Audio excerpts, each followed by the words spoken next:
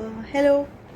यशो सिद्धि group के लिए मैं एक मैसेज डालना चाहती हूँ, क्योंकि अभी रिसेंटली हमारे घर के सभी बड़े जो है, सभी बड़े पापा, बड़ी मम्मी, मेरे मम्मी पापा, सब ने अभी रिसेंटली वैक्सीन ली है। तो मैं उन्हें बताना चाहती हूँ कि right now in this condition आपको 2 वैक्सीन लगने वाली है। फर्स्ट आपको डोज लग गया एंड 28 डेज़ बाद आपको दूसरा लगेगा। मैं बस ये कहना चाहती हूँ कि अभी तक जब इससे पहले वाले पीरियड में जब हमारा कोरोना फैला हुआ था, तब हम खतरे में तो थे, बट एटलीस्ट अंदर से हमारी बॉडी का इम्यूनिटी सिस्टम हमारे लिए काम करता था ठीक करने के लिए। बट जितना मैंने अभी तक कोविड के बारे में पढ़ा है, रिसर्चेस पढ़े हैं या जो भी जर्नल्स देखे हैं, जितना मुझे समझ में आई इसकी क्रोनोलॉजी वो ये है कि राइट नाउ जो भी अभी वैक्सीन लगाए हैं जो लोग, इन दिस कंडीशन जो पीरियड है दोनों वैक्सीन और उसके बाद का 1 से 1.5 महीने का जो समय है, ये आप लोगों के लिए सबसे क्रिटिकल है, स्पेशली जो एल्डर्स हैं उनके लिए। क्योंकि मुझे ऐसा लगता है कि जब आपको वैक्सीन लगती है तो आपकी बॉडी का जो इम्यून सिस्टम है वो आपकी एंटीबॉडी बनाने में बिज़ी हो जाता है। तो इस पीरियड में आपको किसी भी तरह का इन्फेक्शन या कुछ भी बहुत जल्दी पकड़ सकता है, तो आप लोग नॉर्मल से ज़्यादा डेंजर में है। ये वैक्सीन बिल्कुल सेफ़ है, ये वैक्सीन आपको आगे जाके बचाएगी, but you have to give time to your body.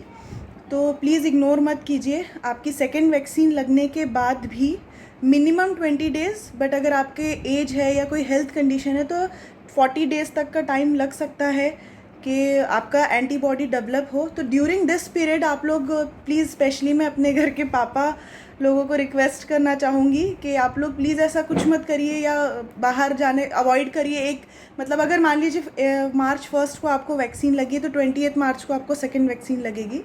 उसके बाद भी अगर हम समझते हैं तो 25 अप्रैल तक का टाइम है, हम मान सकते हैं कि आप लोगों की एंटीबॉडी डेवलप हो जाएगी। 5 दिन आगे 5 दिन पीछे, जिसका भी जैसे वैक्सीन लगा है उसके हिसाब से। इस पीरियड में आप लोग मान के रखिए कि प्लीज़ आप लोग लॉकडाउन में ही फंसे हैं, ऐसा ही ट्रीट करिए अपने आप को। क्योंकि इस समय अगर आप लोगों ने इग्नोरेंस की तो आप लोग किसी भी तरह के, ना ही सिर्फ कोविड पर किसी भी तरह की इन्फेक्शन आप लोगों को पकड़ने का खतरा सबसे ज़्यादा है। आपकी बॉडी इस वक्त, आपका इम्यून सिस्टम आपके लिए बिल्कुल काम नहीं कर रहा है, क्योंकि वो एंटीबॉडी बनाने में बिजी है। तो इस समय अगर आपका इम्यून सिस्टम ही आपके लिए नहीं लड़ेगा तो आपको ऑब्वियसली आपकी कंडीशन ज़्यादा क्रिटिकल हो सकती है।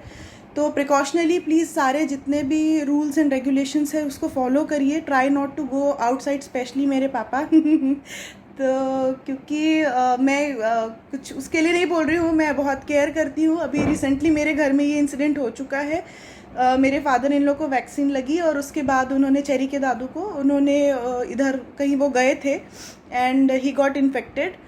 एंड घर में सिर्फ मम्मी पापा हैं, तो जितनी केयर पेरेंट्स को बच्चों की होती है, बच्चों को भी पेरेंट्स की होती है, चाह के भी हम कुछ नहीं कर पा रहे हैं। तो प्लीज़ मैं चाहती हूँ हमारे घर के जो बड़े हैं उनके साथ ऐसा बिल्कुल भी ना हो। प्लीज़ आप लोग अपना ध्यान रखिए। एटलीस्ट अब ये हो गया कि हाथी निकल के पूंछ बचा है, कोविड का बस एक छोटा सा पोर्शन बचा है। आप लोग की वैक्सीनेशन ऑलमोस्ट हो गई है फर्स्ट फेज़। सेकेंड फेज़ के बाद आप लोग, मेरी एक रिक्वेस्ट है कि 20-25 दिन तक अपने आप को संभाल के रखिए। Try not to go out, take care of your yourself आप सभी स्वस्थ रहें, सभी अच्छे से रहें, ताकि हम सब जब भी आए हम सब बहुत अच्छे से मिल सके। And thank you so much for listening.